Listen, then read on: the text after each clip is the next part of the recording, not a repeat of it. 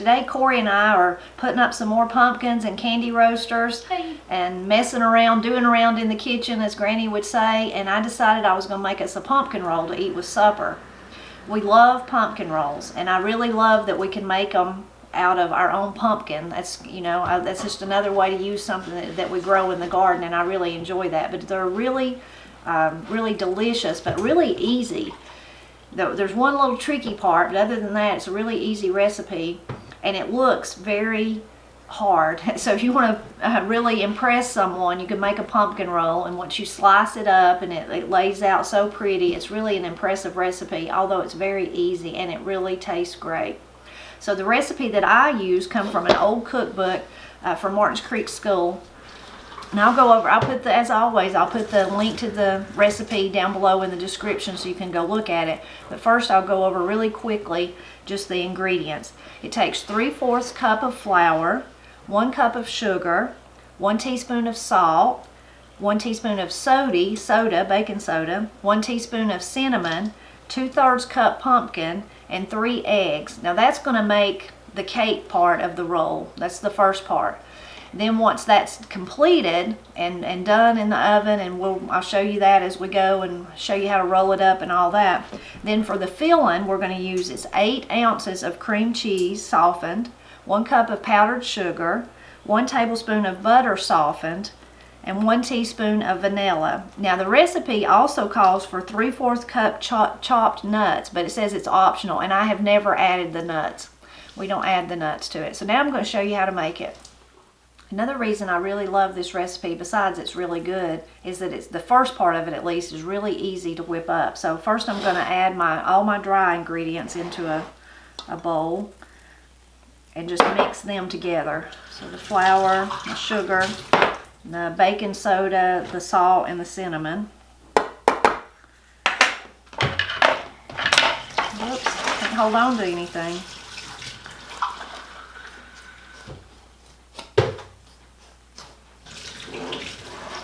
Now that I've got the dry ingredients mixed up, I'm going to set them aside, and I'm going to mix the eggs and the pumpkin, or actually I think mine is candy roaster, but either one works well.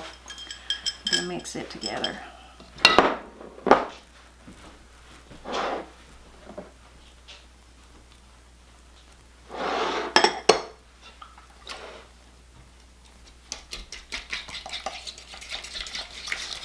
You could certainly get your mixer out and do this in a mixer, but I find it works pretty good just doing it by hand in a bowl. You could also use, if you don't have your own pumpkin or candy roaster, you could use store-bought, would work just fine. And then we're going to add the dry ingredients.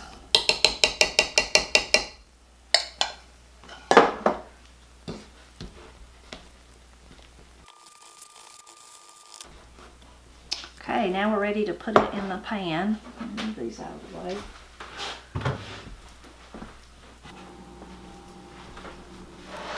So I'm using a pan, a baking sheet that's about 15 by whatever they come by, 15 by 10, 15 by 11, whatever that is. You can make them smaller than that if that's all you have on hand. The thicker that you make it, though, you have to keep in mind the harder it is to roll up into a roll without it breaking. Now, lots of times mine does break, and that doesn't really bother me because I'm just making it for us, and I'm always about how something tastes instead of how it looks. But since you're putting cream cheese on the inside, it's really easy to kind of stick it back together, so I'll show you that if this one breaks.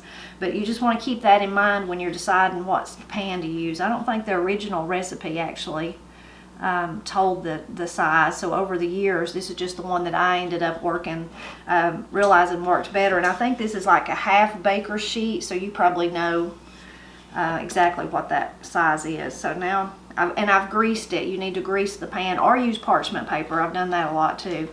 So now I'm just going to pour the batter, and then we're going to bake it at 375 for about 15 minutes. Since it is so thin, it doesn't take long, so you'll just need to really pay attention in your oven, especially the first time you make it, till you kind of get a idea of how long it takes.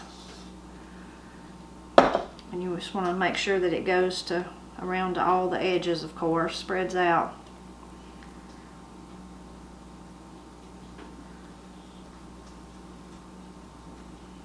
And you could use, as far as greasing the pan, you could use lard or shortening or one of those sprays, just whatever you prefer. I've used all the above and parchment paper and had good luck with all of it. So now once we get it out of the oven, I'll show you what to do next. Okay, now we've got it out of the oven and I've let it cool just a little bit. It's kind of like you want to let it cool slightly so that you don't burn yourself, but you don't want to let it get too cold, or it seems to me like it doesn't roll as good. Now the whole point is just you're going to roll it up. And like I said, if it breaks a little, I don't worry about it because it still all sticks together with the cream cheese and it's still going to be delicious. So once you get it rolled up, I'm going to get Corey to help me here a minute. Move my, you need to cool it. You need to put it in the refrigerator. So you can put it in aluminum foil like I am. You can put it in a tea towel. You can put it in, I guess, wax paper. Just whatever you want. So we're going to wrap it up good so it'll stay in that shape. And we're going to put it in the refrigerator for a couple of hours at least an hour. But you want it to be cool. And then we'll be ready to put the filling on, and I'll show you that step next. Okay, now we've let the pumpkin roll cool for a couple of hours, so now we're going to add the filling. And I've already mixed it up. It's just the cream cheese, the butter, and the vanilla, and the powdered sugar. So I just mixed that up. Now we're going to gently unroll it.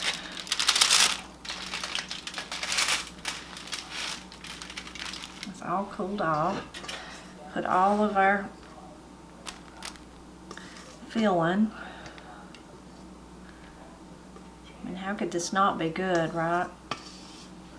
Looks delicious. And then it's just a matter of pushing the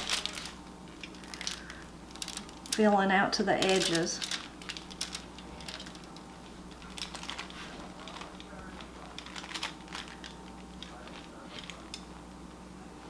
As you can see, it's so sticky. That's why I was saying if you accidentally tear yours, it's still going to be good because this can, I mean, it'll be good anyway. You could chop it up in a bowl and it'd still be tasty, but it's easy to glue it back together, in other words, with this filling.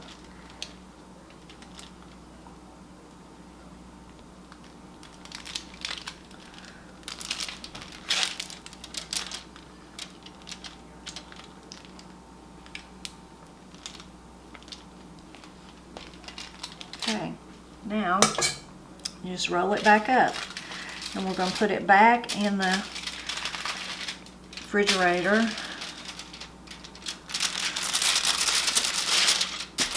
for another couple of hours, and then when we get it out we'll be ready to slice it.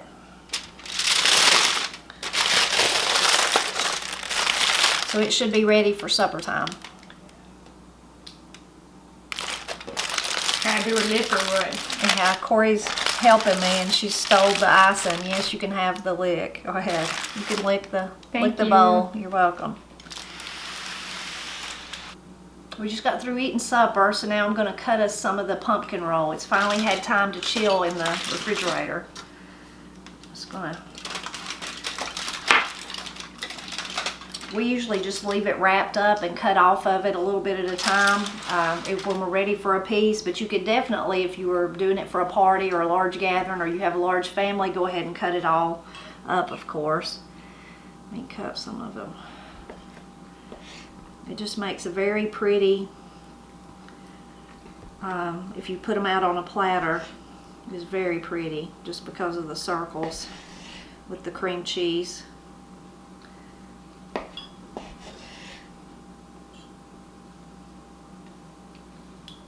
See if I can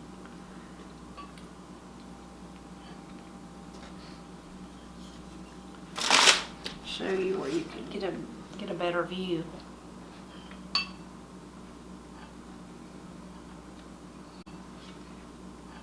I'm going to call Matt or get a piece for Matt and Katie. We're the only ones here, but I have to taste a little bit of it first, of course. I'm still eating supper. Mm.